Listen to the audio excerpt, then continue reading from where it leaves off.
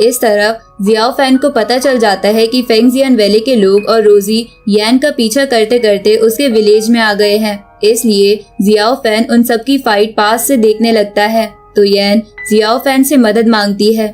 ये सुन के Xiao fan रोजी से लड़ने लगता है, लेकिन इसी बीच ली जुन यान का पीछा करने लग जाता है, जिसके वहां से जाने के बाद रोजी अपनी तलवार अंदर रख लेती है। ये देखकर जियाओ फैन भी अपना अटैक रोक लेता है। इस तरफ हम उस कबीले वाले बंदे को देखते हैं जो अपने कबीले में वापस आ गया था, जिसके बाद वो अपने लीडर से कहता है कि जिस एरिया पर हम कब्जा करना चाहते थे अब हम वो कर सकते हैं, क्योंकि किसी बंदे ने मुझे बहुत ज्यादा पावर दे दी है। ये सुन के वो लीडर बहुत खुश हो जाता है। इस तरफ रोजी जियाओ फैन से वॉक पर चलने को कहती है, जहाँ वॉक करते करते वो जियाओ फैन को पुरानी बातें याद दिलाने लगती है, लेकिन जियाओ फैन को समझ नहीं आ रहा था कि वो क्या बोले। पर वो थोड़ी देर चुप रहने के बाद रोजी से बोलता है कि ये सब बातें पुरानी हो गई है, अब मैं उस दुनिया में वापस नहीं लौट सकता।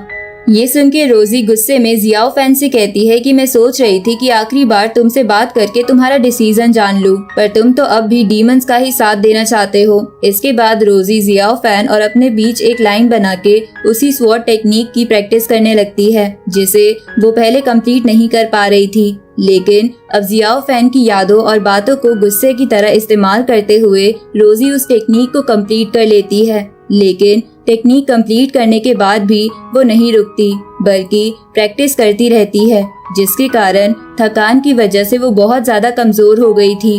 तो जियाओ फैन रोजी की मदद करने के लिए लाइन क्रॉस करने लगता है, पर रोजी जियाओ फैन को रोकते हुए कहती है कि तुमने डीमन बनने का फैसला ले लिया है तो अब मुझसे दूर रहो और मेरी मदद करने की सोचना भी मत। अब ये बोल के रोजी वहाँ से चली जाती है, जहाँ जियाओ फैन भी कुछ और देर तक वहाँ खड़ा रहकर वहाँ से वापस लौट जाता है। इधर नाइन टेल फॉक्स उन दोनों को दूर से देख रही थी, जहाँ ये सब देखकर वो दूर से बोलती है कि तो आखिरकार दुनिया में दो प्यार करने वाले कभी एक क्यों नहीं हो पाते।